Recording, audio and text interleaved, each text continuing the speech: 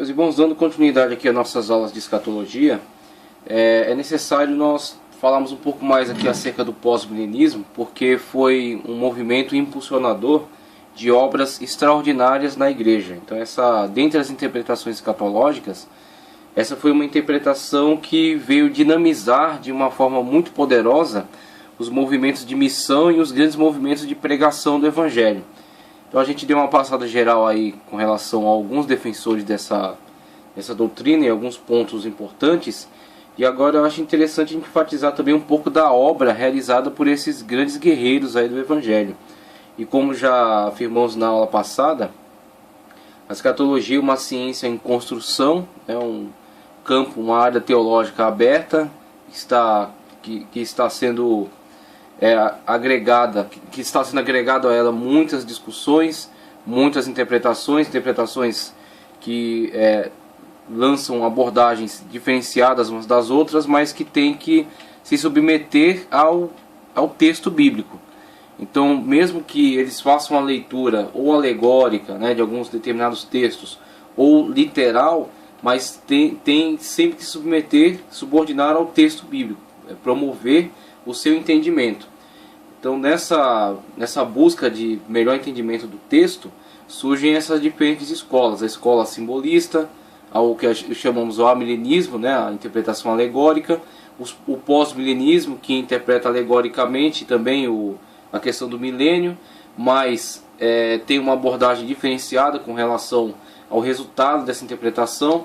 Então, quando vimos, por exemplo, a questão amilenista, vimos que os amilenistas fazem a leitura do milênio como a igreja reinante com Cristo já na glória, tá certo? E os pós-milenistas também interpretam alegoricamente o milênio, também entendem que o milênio não necessariamente é cronológico, um período de 1000 anos cronológico, mas trazem essa questão do reino de Cristo para a terra. Então a igreja é reinante com Cristo também, o milênio já está sendo vivenciado. Mas enquanto os amilenistas observam o milênio sendo vivenciado por meio da igreja reinante na glória, os pós-milenistas olham para esse mesmo texto, entendem também alegoricamente, só que interpretam ele como a igreja que tem que reinar na terra. Então o milênio está ocorrendo, o milênio não necessariamente é cronológico, o milênio é alegórico, só que dizer alegórico não significa dizer que é uma parábola, como Bultmann entendia o Apocalipse, não é dizer como algo mitológico, como diziam a teologia liberal, tá certo? Dizer que é alegórico é dizer que ele se realiza, como Orígenes gostava de dizer, como Orígenes gostava de dizer, de uma forma espiritual. Então dizer que o texto é alegórico é espiritualizar o texto. Essa é a abordagem que Orígenes geralmente, com que Orígenes encarava esse texto. Tá certo? Então, espiritualizar o texto é dizer, ele se realiza no nosso tempo presente, na nossa vida, só que num plano espiritual, não num plano físico material. Tá certo? Então, o pós-milenista, a gente precisa abordar aí um pouco também da obra realizada por esses grandes defensores do pós-milenismo. Vieram a realizar a obra que fizeram, primeiramente, movidos pelo poder do Espírito Santo de Deus. Né? O Espírito Santo de Deus estava sobre a vida desses grandes homens que se empenharam na propagação do Evangelho. E também motivados por uma visão. Então eles tinham essa visão de mundo, eles tinham essa interpretação escatológica. E a escatologia rege a ação dessas pessoas, no sentido de que eles estão realizando uma obra, estão realizando uma obra visando o resultado final. E o resultado final será o reino de Cristo na terra. Será a igreja reinante, será Cristo estabelecendo o milênio, será Cristo estabelecendo o seu poder e seu domínio. Então não era à toa, não era por nada, né? Não é porque eles não tinham mais o que fazer, mas sim porque eles foram impactados pelo poder de Deus, pela palavra de Deus, e eles se mostraram dispostos capacitados pelo Espírito Santo, sair pelo mundo pregando o Evangelho a toda criatura, levando o Evangelho aos confins do mundo, aos confins da terra, a lugares que eram impensáveis à igreja de pouco tempo atrás, de poucas épocas atrás. Então os primeiros movimentos missionários, por exemplo, na igreja primitiva, quando os apóstolos saíram por todo o mundo, eles repetiram isso no pós-milenismo, com muita ênfase. motivados por essa dinâmica, o Espírito Santo de Deus que os capacitava, o Espírito Santo de Deus que os impulsionava, e uma visão de mundo no sentido de que eles realizariam aquela obra para o Senhor com muita coragem, com muita valentia, e o resultado dela era o reino de Cristo estabelecido na terra. Era Cristo vindo até aqui a terra, estabelecer a bandeira do reino e estabelecer todo o seu poderio sobre o mundo. Tá ok? Com um mundo ganho para Cristo, né, por meio do Evangelho, e Cristo estabelecendo seu domínio e seu poder e anulando toda a força do mal. Quando então Cristo estabeleceria seu reino, e após o estabelecimento do reino, o juízo final, e após o juízo final, novos céus e nova terra. Então aí, por exemplo, nesse ponto da história, todas as interpretações, não tirando o liberalismo, que desacredita toda a questão sobrenatural, né? Tirando a questão liberalista, tirando a questão da demitologização de Bultmann, mas o amilenismo, a alegorização, né, dessa leitura do milênio, o pós-milenismo, também a alegorização da questão do milênio, mas com uma outra ênfase, tá certo?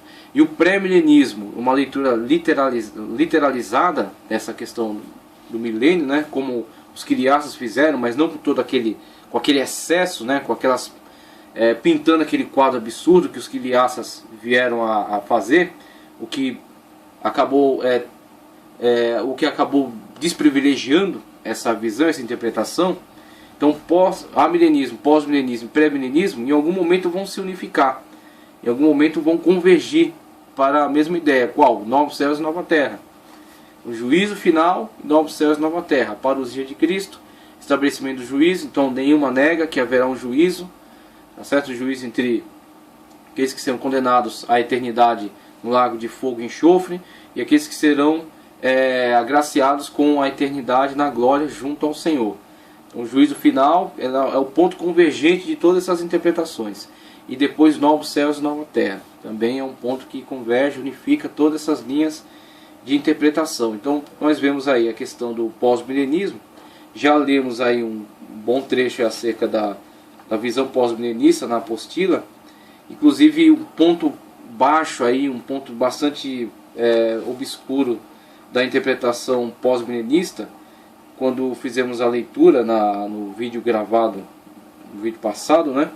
E vimos que em determinado momento da história, esse pós-milenismo ele vai convergir para uma visão de mundo muito vinculada às visões progressistas, tá certo? As visões progressistas.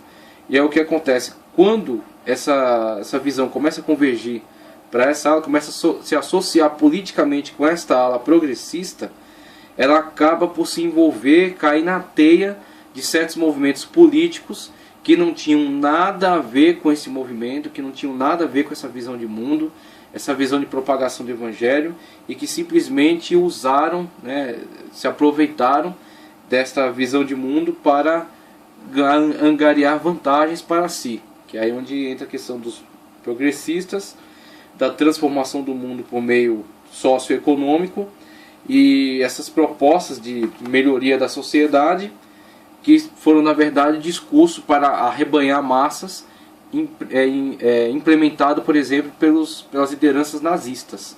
Certo? Então o que acontece? Não é que os pós-milenistas, os cristãos pós-milenistas, os pregadores pós-milenistas endossavam o nazismo, de forma nenhuma. Mas sim que a pregação deles, o otimismo deles, principalmente essa questão otimista, o otimismo deles pelo mundo, a crença na mudança, a crença na transformação, a crença na melhoria progressiva do mundo, em algum momento foi utilizada por esses implementadores dessas políticas de progresso, tá certo? Então saiu de um âmbito espiritual. Progresso espiritual é o que? Jonathan Edwards pregava o que? O progresso da humanidade através do Evangelho.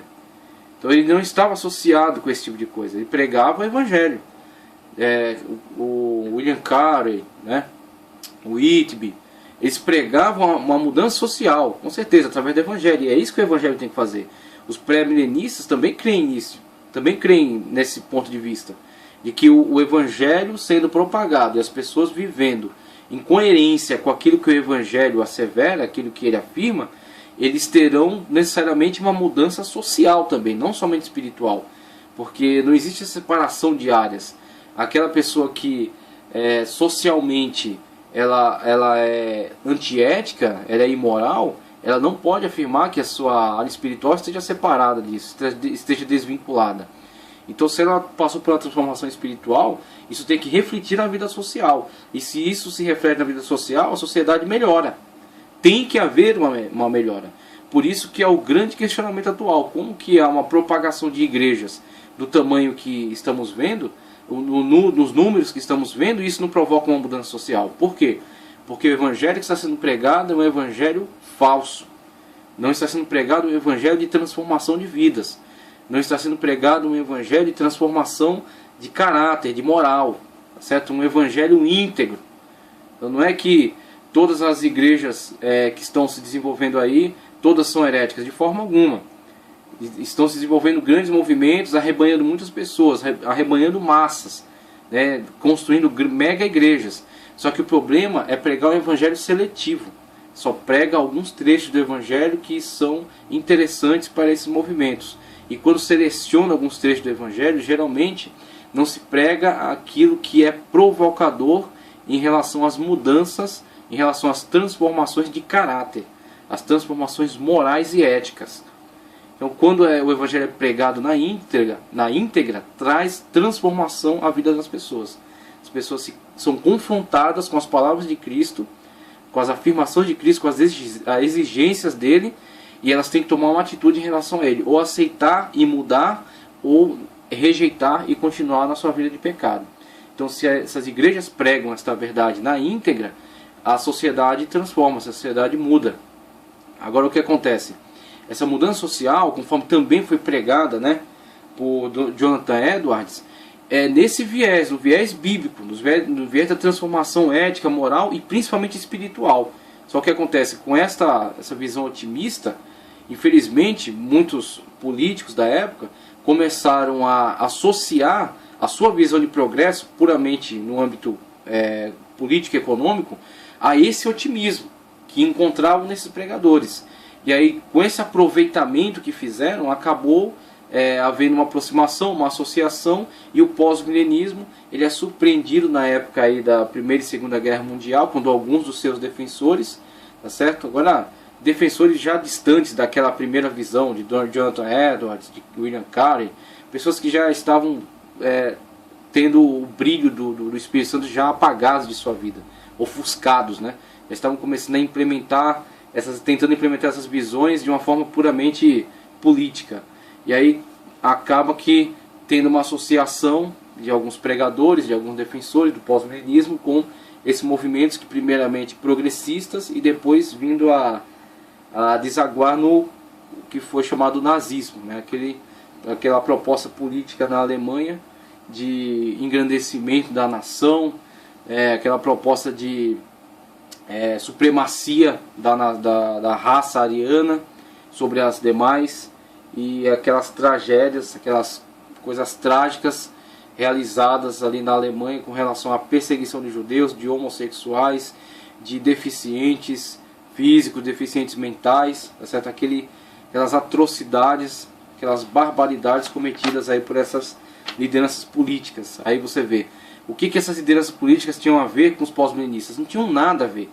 Agora, o problema é que, se não estivermos atentos, qualquer movimento, qualquer igreja, qualquer teologia, se não estiver muito atenta àquilo que está acontecendo à sua volta, pode se ver enredada por esses movimentos que tem muita astúcia, que tem uma fala muito agradável no primeiro momento, mas que depois, quando você vê o desenvolvimento, nas consequências é que você começa a ver que tipo de árvore é aquela. Como Jesus disse, que é pelos frutos que se conhece a árvore. Então, num primeiro momento não tinham como entender muito bem, teriam que ter mais prudência para quando começasse a observar os desenvolvimentos, os primeiros frutos, e vissem que é podre, eles deviam ter saído, deviam ter se desassociado e se posicionado contra.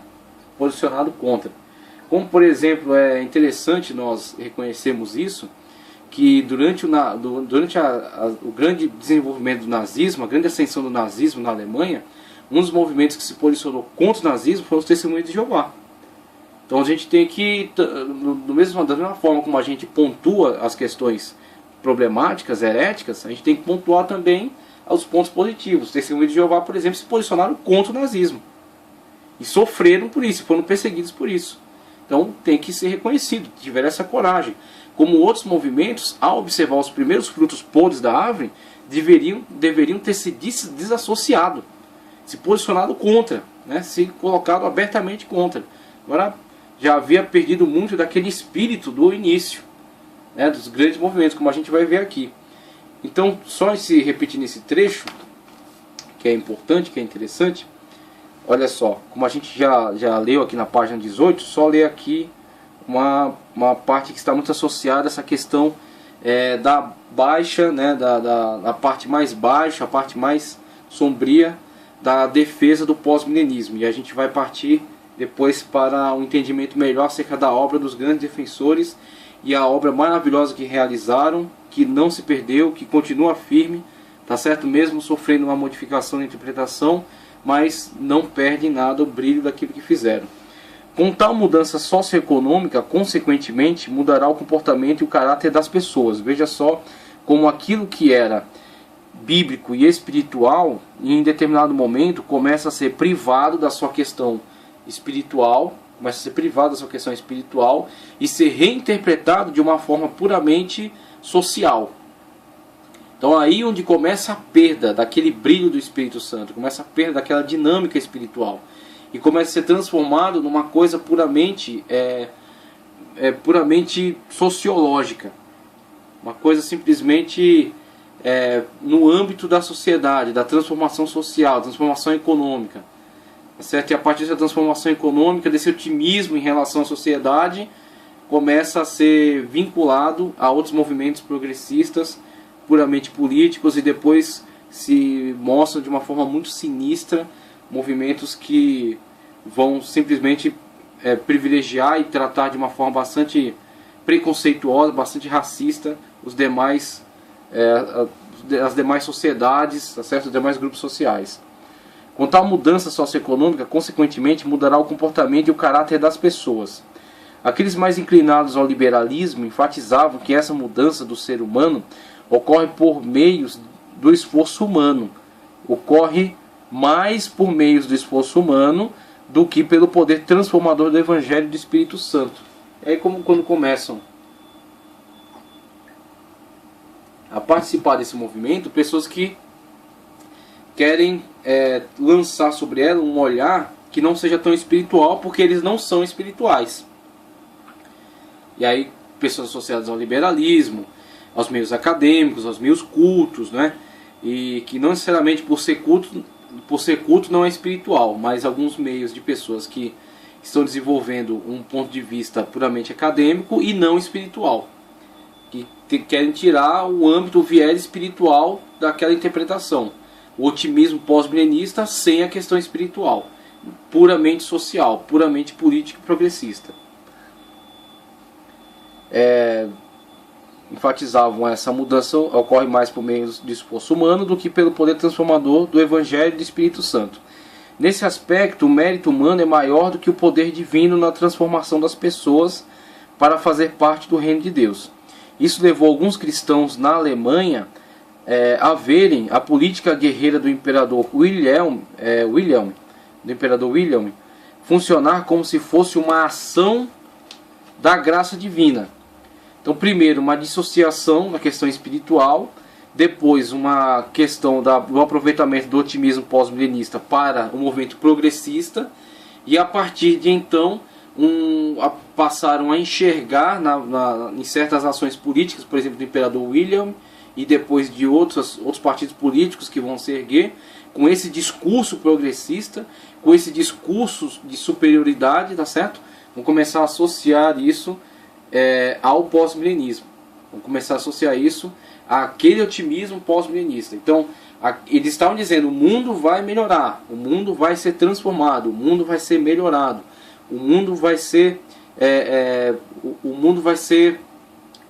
consertado, vai chegar num estado de perfeição, vai chegar num estado de transformação, a ponto de chegar num nível de qualidade muito melhor. Como?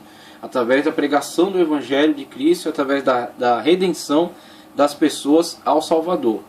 Então esse era o ponto de vista pós-milenista. E aí quando isso começa a ser desvinculado da questão cristocêntrica e da questão espiritual, sobra o quê? Sobra o otimismo, esse otimismo progressista em relação à sociedade, que depois começa a ser associado a um progressismo político-social, e quando então surgem esses que começam a lançar esse ponto de vista sobre pessoas da época, sobre grandes políticos da época, o imperador William, e depois outros partidos políticos que vão aproveitar essa bandeira de desenvolvimento social, melhoria, né, progresso, só que através de outros meios, né? Nessa esperança, muitos cristãos da década de 1930 apoiaram o nazismo, o que para nós hoje, olhando depois das consequências, para nós é um total absurdo. É necessário que nós façamos uma análise disso, desvinculados dessa questão do plano em que estamos, dessa questão do resultado. Então nós hoje sabemos o resultado do nazismo, tudo aquilo que o nazismo veio a causar para a humanidade. Agora o problema é quem estava no momento de ascensão do nazismo, quem estava no momento dos primeiros passos, dos primeiros desenvolvimentos, e não estavam tão envolvidos, tão próximos das suas lideranças, a ponto de saber quais eram seus planejamentos, mas que ficavam de fora vendo os resultados. Então o que acontece? O problema é tentar olhar para essas pessoas a partir do ponto de vista delas. Primeiro essa questão otimista vinculada ao evangelho, vinculada ao âmbito espiritual, depois um otimismo puramente social, tá certo? Quando outras pessoas embarcam no movimento, mas não com aquela mesma fé dos primeiros, aqueles que primeiro o defenderam, tá certo? E então a situação política da época, quando a Alemanha numa crise, uma crise financeira, uma crise social, e começam a surgir esses partidos, por exemplo, o Partido Nazista, com uma pregação extremamente progressista, uma pregação, um discurso extremamente revolucionário, tá certo? Um discurso de transformação social. E essas pessoas, olhando isso, acabam por se deixar levar, acabam por se deixar envolver. Agora, qual é o problema? Uma vez que vissem os primeiros sinais da desgraça que ia ser o nazismo, deveria haver uma rejeição pública e uma rejeição enfática, né? Então, como alguns grupos manifestaram uma rejeição enfática ao nazismo diante daquelas práticas que começaram a desenvolver. O preconceito a esses grupos sociais, o preconceito aos judeus, a perseguição aos judeus, a morte de muitos judeus, tá certo? A morte de muitas pessoas desses outros grupos. Então o que acontece? Diante desses primeiros frutos podres, deveria haver uma forte rejeição. Agora o que acontece? Com essa associação sendo feita, é como gostam de dizer, se você quer cozinhar um sapo, você tem que começar com água fria e ir esquentando aos poucos. Que aí conforme ele vai sendo cozido aos poucos, naquela água que vai progressivamente esquentando, ele não percebe e é cozido. Se você pegar o sapo e jogar na água fervente, ele pula. Então assim acontece com relação a muitas propostas políticas. Há um risco, é sempre o risco a igreja se deixar levar por influências externas. Então, a igreja tem o seu papel na terra, que é propagar o evangelho. Que a igreja tem papel político na sociedade, tem, principalmente com relação aos indivíduos. Então, os indivíduos da igreja, que participam da igreja, têm papel político na sociedade. Agora, a igreja em si, a igreja é uma instituição de pregação do evangelho. A igreja foi dada a ela a missão de propagar o evangelho a toda a terra. E a igreja propaga o evangelho a toda criatura, independentemente de partido. Por isso que a igreja não pode ter um partido. O partido da igreja. Então, e os outros partidos? A igreja, ela propaga o evangelho apartidário, não antipartidário. A igreja não é antipolítica. A igreja tem uma manifestação política. Em que sentido? No sentido de trazer melhorias sociais, no sentido de trazer estabilidade social, tá certo? Uma firmeza, uma mudança de caráter, uma transformação social por meio da pregação do evangelho, que enfatiza a questão moral. Mas a igreja não pode não pode se aliar a um lado. A igreja tem que ser universal, tem que propagar o evangelho a toda criatura, tem que defender toda a criatura, todo o seu interesse na igreja. Então, logo quando a igreja começa a se associar, se vincular a um lado político, ela começa a cercear a possibilidade de alcançar outros grupos, de alcançar outros meios, outros âmbitos sociais, né? Então o que acontece? Quando se deixou levar por isso, acabou sendo envolvida. E nesse envolvimento foi extremamente nocivo. Porque quando o nazismo manifestou sua face sinistra para o mundo, muitos que estavam associados a ele acabaram sendo desmoralizados. E aí onde o pós-milenismo passa por uma fase muito baixa. Nessa esperança, muitos cristãos na década de 1930 apoiaram o nazismo, entendendo que ele estava a serviço de Deus. É triste, é terrível, né? Em face de tal situação, o famoso teólogo Karl Barth se pronunciou dizendo que esse conceito causava tremenda confusão, deixando de distinguir o bem do mal, o satânico do divino. Em 1914, Karl Barth viu numa lista de intelectuais os nomes de seus mestres, os quais apoiavam a política do imperador. Isso levou ao fim do sistema teológico do século XX. Nos últimos 60 anos, o pós-milenismo teve uma grande queda de popularidade. Essa queda tem sido mais resultante de fatores históricos do que mesmo exegéticos. Você vê, né? Não foi por uma questão exegética que o pós-milenismo foi desprivilegiado, mas por uma questão externa, uma questão que nem é do âmbito dele. Uma questão política externa, pelo qual se deixou envolver. Por causa dessa questão, dessa visão otimista, desvinculada da questão espiritual e da questão cristocêntrica. O otimismo do pós-milenismo histórico ele é completamente cristocêntrico. A sociedade vai ser mudada não por uma questão socioeconômica, progressista. A sociedade vai ser mudada pela pregação do Evangelho. Cristo sendo pregado, Cristo sendo proclamado, e as pessoas se rendendo aos pés de Cristo, sendo salvas por Ele, serão necessariamente transformadas socialmente também. Elas vão se comportar de outra maneira, elas vão viver de outra maneira, elas vão influenciar a sociedade de outra maneira. Elas vão ser benéficas à sociedade. Por quê? Porque eles querem viver as palavras de Cristo na sua vida. O Evangelho é a regra de fé e conduta dessas pessoas. Então por isso que a sociedade sofre mudanças, sofre melhorias, como reflexo disso. Então esse é o cerne do pós-milenismo. A transformação da sociedade através da pregação do Evangelho. Agora o que acontece? Quando começam a surgir representantes que desvinculam a questão espiritual, desvinculam a questão cristocêntrica, sobra o quê? Um otimismo social. E esse otimismo social é reaproveitado aí de uma forma bastante astuta por esses movimentos políticos. E quando esses movimentos políticos mostram sua face sinistra, isso acaba respingando nesses teólogos, acaba respingando nessas grandes lideranças pós-milenistas.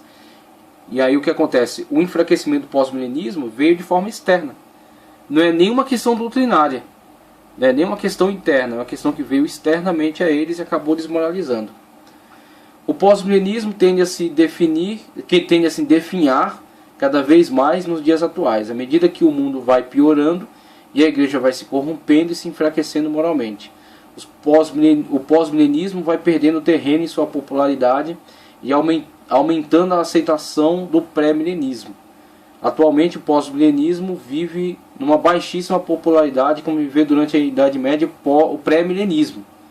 Tá certo? Então a situação que já foi vivenciada pelo pré-milenismo, quando primeiramente o antiquiliasmo e depois o amilenismo estão em ascensão, e grandes mentes do cristianismo defendem o ponto de vista amilenista, tá certo? Com a igreja reinante na glória e o reino milenial sendo vivenciado através do reino de Cristo na vida dos cristãos. O amilenista entende dessa forma, né? O milênio é Cristo reinando na vida dos cristãos. O diabo foi amarrado por 1000 anos, ou seja, foi amarrado durante o milênio. O diabo não tem influência sobre a igreja. Então, para o amilenista, isso é o milênio. E muitas mentes brilhantes defenderam esse ponto de vista, essa interpretação. E o pré-milenismo era de minoria, era periférico, tá certo? Era marginal. Ele não tinha grande expressão durante muito tempo. Até que surge o pós-milenismo, uma modificação dentro do amilenismo. E o pós-milenismo começa a propagar que o reino milenial, de fato, não é cronológico, é alegórico, mas ele não se passa na glória, ele se passa aqui na terra. O grande crescimento, a grande ascensão Nós vamos ver aí uma leitura acerca dos grandes propagadores pós-milenistas, só que quando isso começa a ser desvinculado do ponto de vista cristocêntrico e começa a ser desvinculado desse âmbito espiritual, restando simplesmente essa questão otimista em relação à sociedade, na melhora social, e ela é associada aos movimentos progressistas políticos, nessa mudança social através da questão socioeconômica, e aí surge a parte baixa do pós-milenismo, né? O pós-milenismo entra em decadência. Então aí a baixíssima popularidade, como viveu durante a Idade Média, e o pré-milenismo. Mas ele não está completamente morto, pode voltar a qualquer momento a crescer a sua influência. Então, o grande problema, Primeira e Segunda Guerra Mundial, a destruição das sociedades, né? Hoje, problemas com relação à economia, problemas com relação à baixa moralidade da sociedade, problemas com relação a doenças, fome, misérias. Isso acaba atentando contra o ponto de vista pós-milenista. Pós-milenista encara o mundo como o desenvolvimento do mundo como uma progressiva melhora. Então, pós-milenismo diz: haverá progressiva melhora. O mundo vai melhorando, o mundo vai sendo transformado e vai melhorando até no ponto culminante em que a grande maioria do mundo vai estar rendida aos pés de Cristo e Cristo virá estabelecer o seu reino. O que acontece com esses sinais atuais na sociedade? Vemos que o ponto de vista pós-milenista se enfraquece. E aí a ascensão do pré-milenismo. Então o resto, o pós-milenismo, muitos pós-milenistas voltam para o amilenismo, acabam retornando dizendo: de fato a igreja está reinando com Cristo na glória, porque aqui não. Aqui a igreja está sendo perseguida. Existe propagação do evangelho, o evangelho está sendo pregado, mas a igreja não está reinante.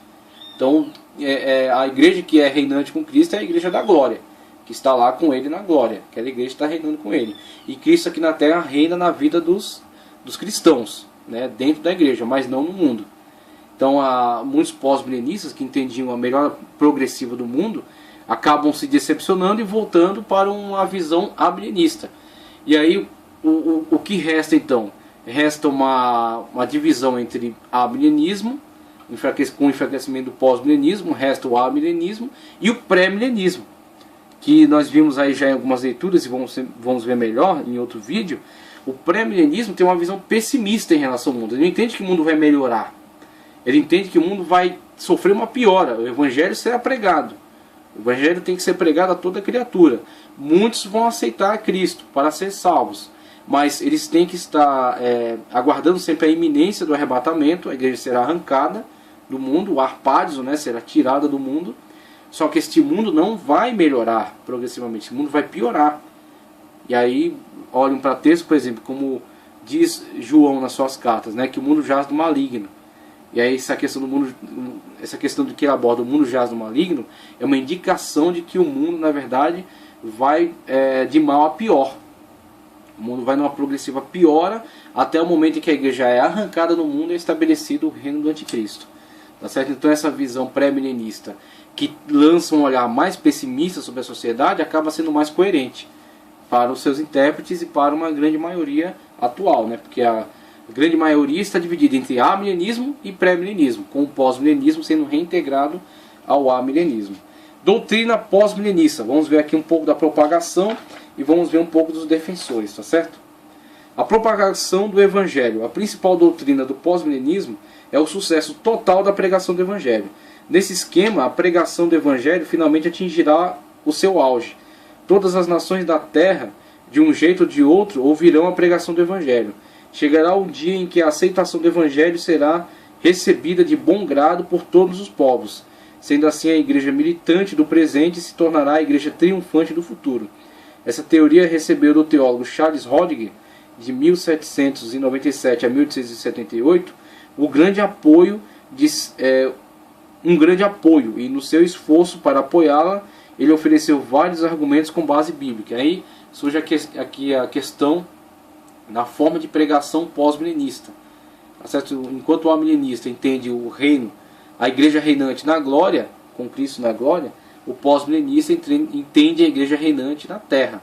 Então o milênio é o período em que a igreja está crescendo, estabelecendo o seu poder e sua influência na terra.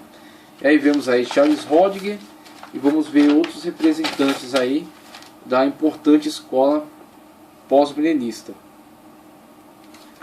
Vamos ver aqui. A ordem imperativa dada por Jesus aos seus apóstolos após a sua ressurreição de levar o evangelho até os confins da terra é vista pelo pós-milenista com otimismo e não com pessimismo. Mateus 28, 19 a 20, Atos 1 e 8. Jesus não só os enviou, como também lhes deu autoridade. E que autoridade é essa que não produz um grande resultado positivo? Baseando-se nas palavras de Jesus, que disse ter recebido toda a autoridade, os pós-milenistas argumentam que o poder para conquistar o reino é uma realidade presente, não precisamos aguardar isso. Quanto a isso, o pré-milenista diz que Cristo, o grande rei, está ausente e quando voltar realizará grandes obras. Mas o pós-milenista continua afirmando que Cristo está e continuará presente até o fim. Que o seu poder para conquistar o reino está disponível aos seus servos. Nesse caso, ele não virá para estabelecer o reino, já está presente e reinando. Então, esse é o ponto de vista pós-milenista, né? Ele olha para essa questão de estabelecimento do reino como um papel preponderante do movimento, um papel preponderante da igreja. E com certeza nós podemos olhar para essa interpretação como uma mola propulsora, como uma grande força motriz que levou esses grandes evangelistas aos confins da terra. Por que eles se aventurariam? Por que eles colocariam a sua vida em risco, como colocaram? Muitos morreram no campo missionário, muitos sofreram perseguições, atrocidades, torturas no campo missionário. Por que se empenhar de uma forma tão ardorosa, com tanta audácia, se não motivados por esse entendimento de que a pregação e o estabelecimento do reino de Cristo em toda a terra traria de fato o reino, motivaria Cristo a vir estabelecer a bandeira do reino da igreja na terra.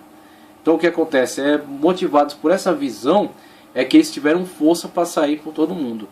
Tá certo? O Espírito Santo de Deus os impulsionando, os capacitando, e esta visão de mundo, essa cosmovisão, a cosmovisão de que eles estão no cerne do estabelecimento do Evangelho em toda a terra. Ou seja, a responsabilidade é deles. Não essa questão de atribuir a responsabilidade a uma coisa vindoura, a um momento drástico, um momento onde Cristo viria e Ele mesmo estabeleceria. Que é o que o pré-milenismo entende, a partir das leituras que faz do texto. Que a parousia é a vinda de Cristo com a igreja e que isso se dará de uma forma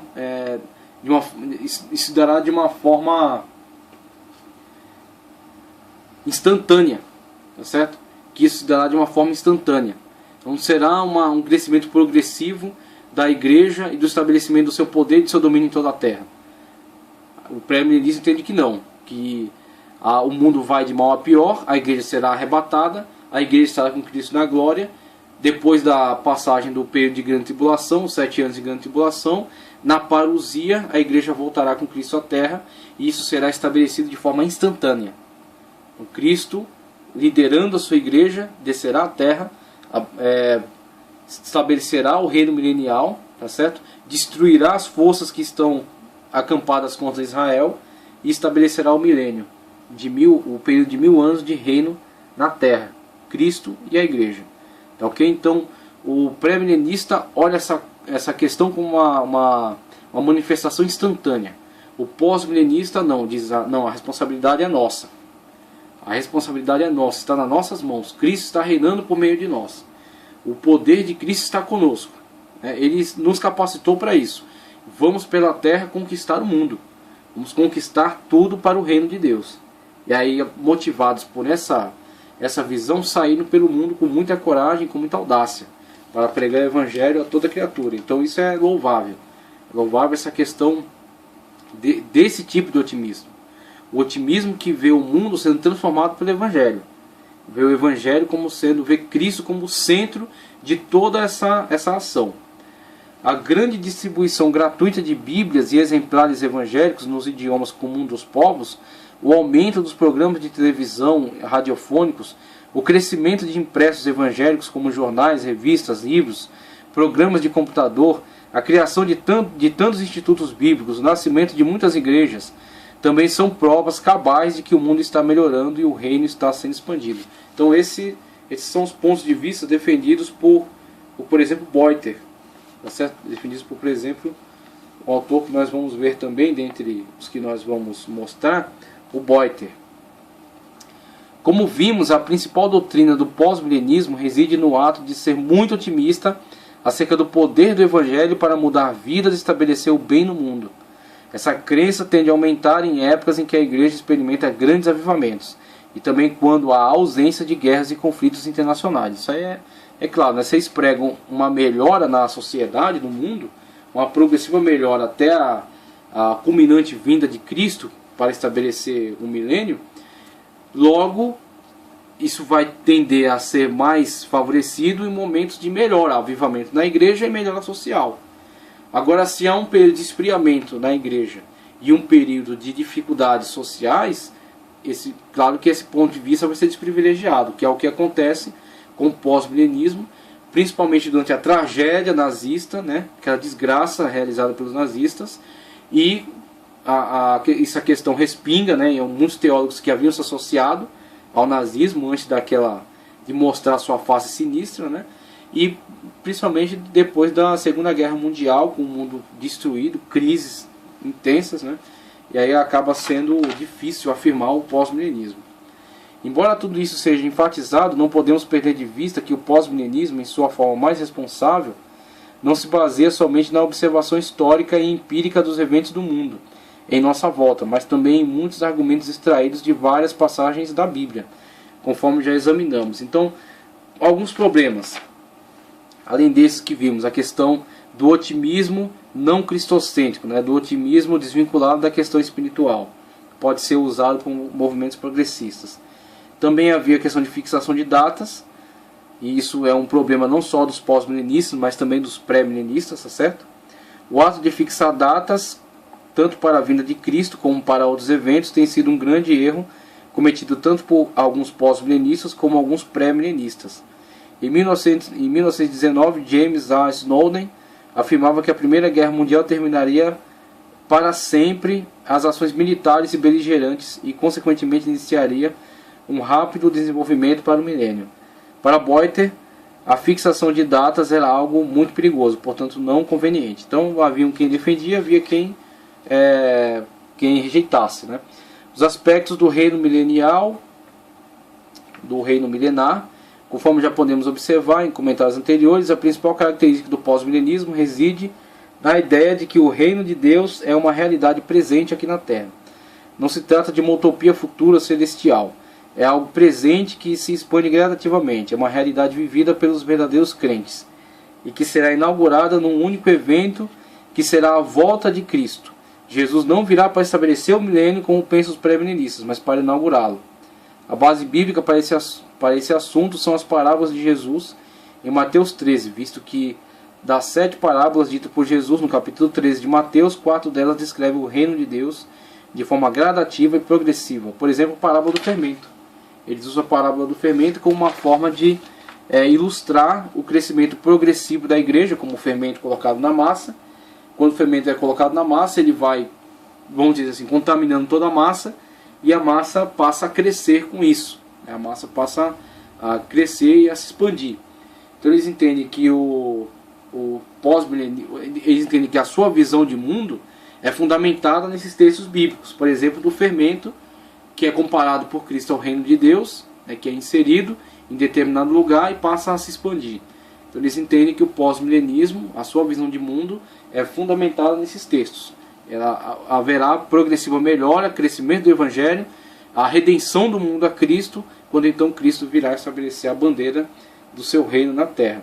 Então, visto isso, vamos ver um pouco melhor aqui acerca de alguns autores, e eu vou fazer a leitura de um texto aqui do livro Guia Profético para o Fim dos Tempos, conforme eu já mostrei aí para vocês mais atrás. Um livro muito importante, um livro que acrescenta muito aqui nos nossos estudos. E esse livro nos descreve acerca de alguns personagens importantes do pós-milenismo. Por exemplo, esse personagem que é bastante obscuro, né? Não é do conhecimento aí de muitas pessoas, porque é de época bastante bastante atrás na história, né? 1135 a 1202. Então próximo aí da época de Tomás Aquino, inclusive.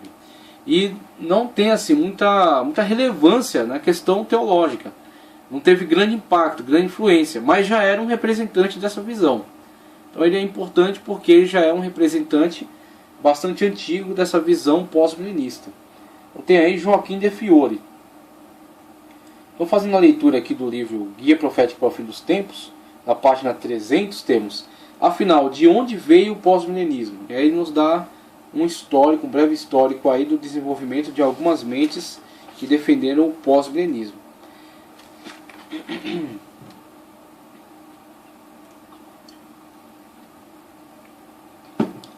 Encontramos indícios do pós-milenismo em alguns escritos de tempos antigos e medievais. Veja só.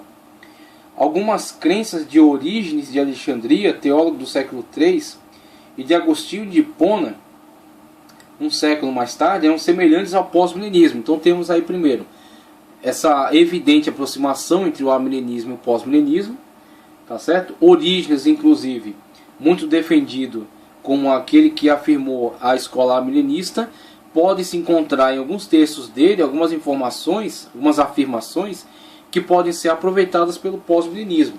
Então não há uma coisa muito definida, muito clara. Fica uma questão mais tendente para o amilenismo, tanto em Agostinho quanto em Orígenes. Mas algumas declarações podem ser aproveitadas pelo pós-milenismo, até pela proximidade, né? A proximidade de interpretação, a questão da alegorização do milênio. Agostinho de Hipona, um século mais tarde, eram semelhantes ao pós-milenismo. E aí tem certo monge do século XII, chamado Joaquim de Fiori, esperava uma era do Espírito Santo, entre aspas, é assim que ele afirmava, uma era do Espírito Santo, que era um reino milenial em todo o mundo, no qual Jesus reinaria espiritualmente por meio da igreja, e que começaria em torno de 1260 d.C., portanto pós-milenismo não é uma ideia nova. Entre 1260 ele entendia que haveria um estabelecimento do reino do Espírito Santo em toda a terra, ou seja, o Espírito Santo ia influenciar, ia reinar sobre toda a terra, e com isso o estabelecimento do reino milenial. Então não é a questão quiliasta, não é a questão do estabelecimento literal, mas é a questão do reino. Então o estabelecimento do reino, o Espírito Santo governando em toda a terra, e a igreja reinando nesse mundo juntamente com Cristo. Então logo é uma visão que pode ser defendida como uma visão bastante antiga, já favorável ao pós-milenismo, já em Joaquim de Fiori, no século XII, 1135 a 1202. E aí temos também William Carey, como vamos fazer a leitura aqui. Os estudos bíblicos de um teólogo inglês do século XVIII, chamado Daniel Whitby, antes de William Carey, né, Daniel Whitby, popularizaram o pós-milenismo em tempos mais modernos. Enquanto lia as escrituras, Whitby ficou convencido de que um tempo viria quando todo mundo se voltaria para Jesus. Esse é o cerne pós-milenista, a questão otimista. É o principal, vamos dizer assim, é aquilo que é mais característico do pós-milenismo. É a questão otimista. Enquanto o amilenismo ele se desenvolve a partir de uma lógica antiquiliasta, tá certo? A questão da crítica ao quiliasmo. Nós vimos a leitura de João Calvino, por exemplo. João Calvino, na sua afirmação, ele se mostra bastante antagônico ao quiliasmo. Ele coloca o quiliasmo como uma fábula, né? Coloca o quiliasmo como algo ilusório. Então você vê, uma característica milenista é esse embate ao quiliasmo, essa literalização excessiva. E a questão pós-milenista, o que podemos ter de mais característica é o otimismo. A questão do otimismo em relação à progressiva melhora do mundo por meio da pregação do Evangelho. Quando perde o cerne da pregação do Evangelho, vira essa questão otimista desvinculada, né, da questão cristocêntrica, desvinculada da questão espiritual, e acaba sendo usado, né, pelos movimentos progressistas políticos. Mas o cerne é o otimismo em relação à pregação do Evangelho.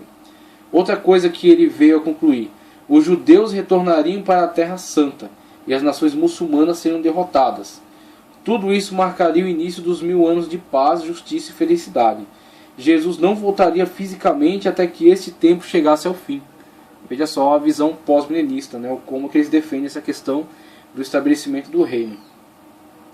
Quando uma série de avivamentos irrompeu nas colônias americanas na década de 1730, as primeiras décadas de 1800, as perspectivas pós-milenistas de Whitby chamaram a atenção de um pastor em Northampton, Massachusetts. Esses avivamentos se tornaram conhecidos entre as gerações posteriores como o Grande Despertamento. E qual era o nome do pastor de Massachusetts? Ele era Jonathan Edwards. Eis aqui uma pessoa que foi influenciada, né, por essas leituras de Whitby e que abraça essas ideias e entende que isso de fato se realizará nessa dinâmica, dessa forma, e motivado por esse ponto de vista, empreende um grande avivamento. Por isso que eu gosto de reafirmar. Os pós-milenistas, mesmo sofrendo uma certa diminuição do número de afirmadores, do número de pessoas do número de defensores dessa ideia, mesmo sofrendo uma diminuição da influência, não pode ser desprivilegiado com relação à sua obra. A obra realizada pelos pós-milenistas, pela visão otimista por meio da pregação do Evangelho, pela questão cristocêntrica, né, de trazer o mundo a Cristo, estabelecer Cristo como centro de todo o mundo, né, como governo mundial, ele foi um movimento, ele foi uma força impulsionadora, uma força motriz que levou esses homens a realizarem grandes obras para Deus. E essas obras não se perdem, porque as almas que foram ganhas para Cristo Jesus, foram ganhas por meio da pregação do Evangelho. E essas pessoas estão com Cristo na glória. E essas igrejas que foram expandidas para essas terras, foram expandidas por homens que tinham esta visão de mundo, esta cosmovisão. Essa visão de que o mundo seria ganho por meio do Evangelho. Tá certo? Então, por isso que a gente gosta de reafirmar. A obra pós-milenista não se perde, mesmo que a visão de mundo, esse ponto de vista, seja desprivilegiado hoje, não seja tão defendido, não tenha tantos defensores. Mas a obra foi realizada no Senhor. Jonathan Edwards entendeu que os avivamentos do grande despertamento era Deus preparando seu povo para o reino milenial. Deus parece estar agora reunindo às pressas os seus eleitos de todas as partes da terra, declarou Edwards em seu famoso sermão evangelístico, Pecadores nas mãos de um Deus irado. E esse sermão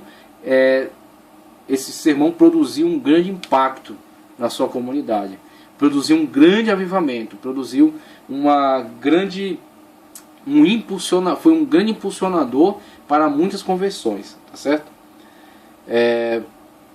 Pecadores na mão de um Deus irado. Edwards avidamente aguardava o prometido futuro avanço do reino de Cristo durante o milênio como um evento indescritivelmente feliz e glorioso. É representado como um tempo de grande aumento do conhecimento e compreensão, um tempo em que a religião e o verdadeiro cristianismo serão supremos sobre todos os aspectos, um tempo em que a piedade vital tomará posse dos tronos e palácios, os que estão em posições mais exaltadas serão eminentes em santidade, um tempo de união maravilhosa, no qual as nações converterão as suas espadas em enxadões, e Deus fará com que as guerras cessem até os confins da terra, conforme Isaías 2, 32 a 33. Um tempo em que todas as heresias e falsas doutrinas serão despedaçadas e a igreja de Deus não será rasgada, por uma variedade de opiniões dissonantes. Um tempo em que toda a terra será unida como uma cidade santa, uma família celestial. Textos bíblicos que podem apontar o pós-milenismo. Gênesis 22, 17. Deus prometeu a Abraão que sua semente possuiria a porta ou assumiria o controle dos inimigos de Deus. Isaías 2, 2 ou 4. Isaías profetizou que nos últimos dias todas as nações chegariam ao monte do Senhor. Mateus 13, 31 e 33. O reino crescerá lenta e imperceptivelmente como uma planta ou fermento até chegar ao mundo inteiro. Romanos 11, 26 e 27. Antes do fim dos tempos, todos os israelitas étnicos crerão em Jesus como Messias. Então, essas são as abordagens dos grandes pregadores motivados pelo ponto de vista pós-milenista. E esse é o otimismo biblicamente fundamentado.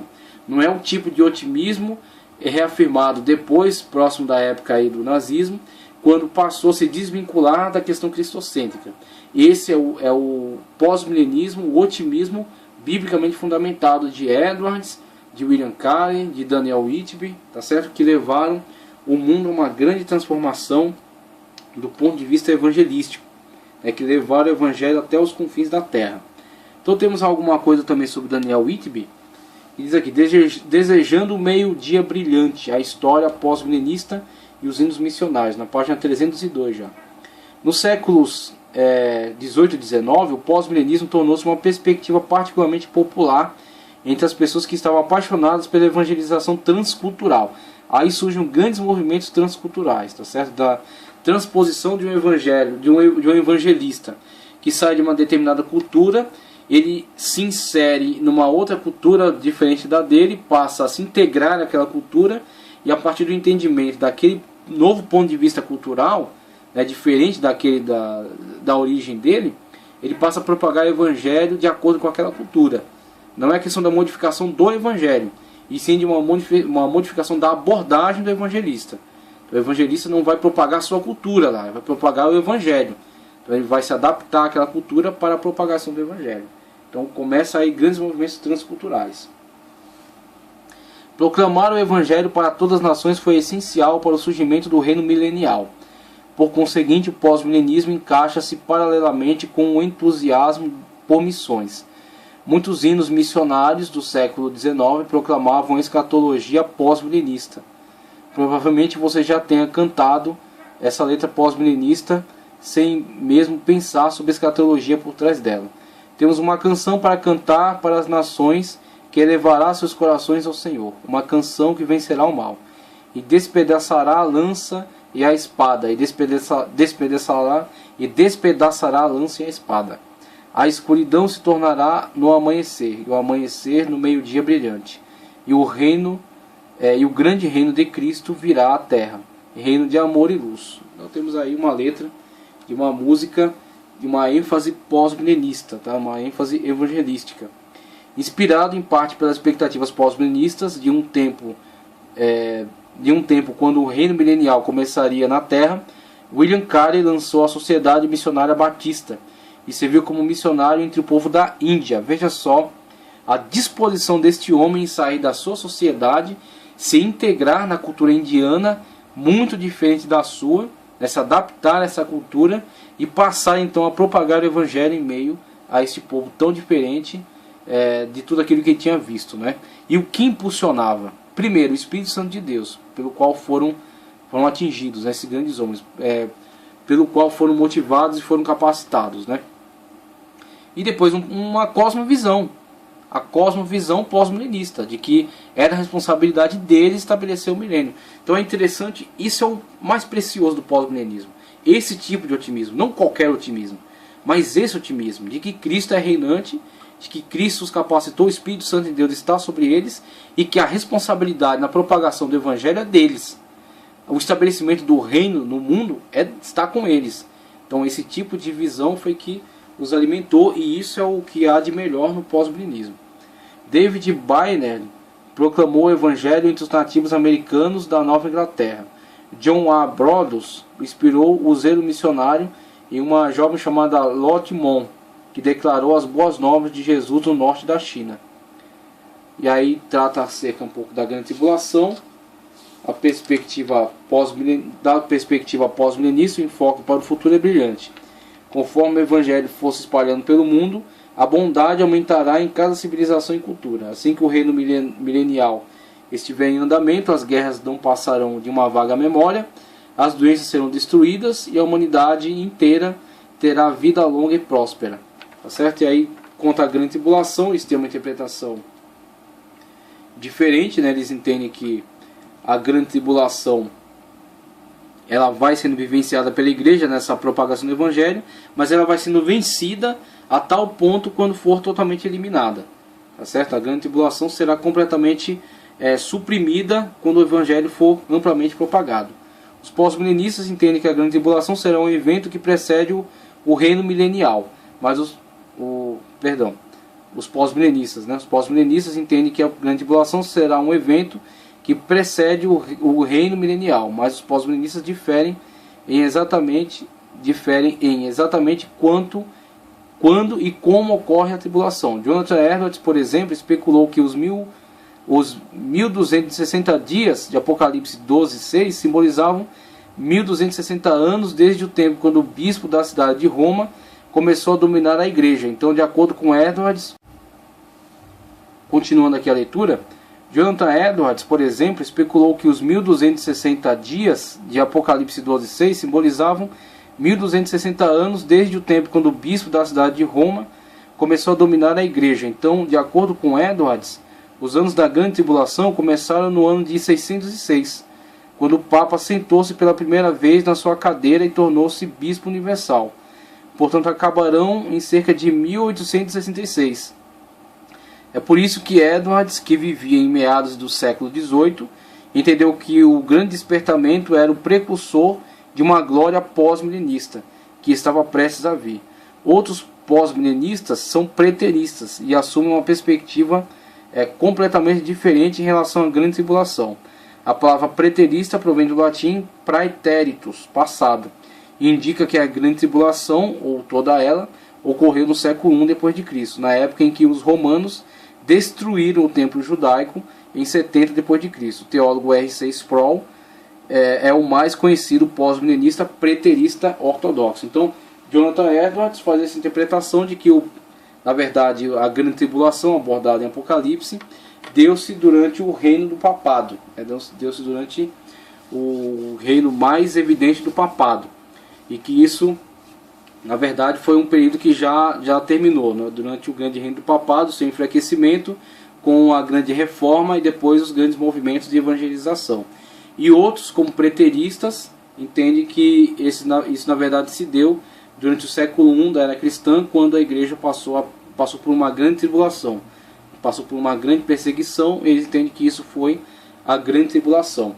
Mas a conclusão é: a igreja está reinante com Cristo na terra, a responsabilidade do estabelecimento do reino milenial está com a igreja, o poder de Deus está sobre a igreja, e a pregação do evangelho modificará o mundo progressivamente a tal ponto que o mundo seja completamente rendido aos pés de Cristo Jesus. E então será um mundo muito melhor, um mundo onde reinará a paz e onde Cristo será estabelecido como dominador de todo o universo. Então esse é um ponto de vista pós-milenista centrado em Cristo e centrado nas Sagradas Escrituras. Aí temos outros representantes como Charles Hodge, já falamos dele, e Lohane Boiter, também falamos dele. Os representantes da visão pós-milenista, desde Joaquim de Fiore, adotado primeiramente o ponto de vista de que, por volta de 1260 d.C., o reino seria plenamente estabelecido por meio da igreja e Cristo finalmente viria a inaugurar o reino. Então, temos aí um pouco acerca de Joaquim de Fiore, né, como já tratamos. Pensadores como Daniel Whitby entendiam que por meio do estudo da Bíblia, entendiam por meio do estudo da Bíblia que a abrangente propagação do Evangelho viria a causar uma conversão em massa da sociedade para o estabelecimento do reino. Aí temos o início da questão da melhoria progressiva do mundo e a questão otimista centrada na Bíblia, né, conforme Daniel Whitby assim asseverava. Essa visão extremamente otimista foi o espírito do movimento de missões em massa, que na época de Jonathan Edwards e William Carey impulsionavam os grandes evangelismos para o estabelecimento do reino. Então temos aí os grandes movimentos evangelísticos em massa e as grandes missões transculturais motivadas, impulsionadas por essa cosmovisão, essa visão pós-milenista. Charles Hodge e Boiter foram nomes que elaboraram pela fundamentação teológica e propagação dessa escola de interpretação. Então temos aí uma boa leitura acerca dos representantes do pós-milenismo, da grande importância desse movimento, dos bons frutos gerados por esse movimento, que não se perderam, tá certo? E infelizmente depois, quando passou a não ser mais centrado na pessoa de Cristo, e quando passou a não ser mais impulsionado por uma questão espiritual, um enfraquecimento disso com associação com movimentos de questão política social, questão de progresso social, e então o triste movimento de alguns pensadores pós-milenistas com o nazismo, né, o que veio enfraquecer esse movimento, essa interpretação.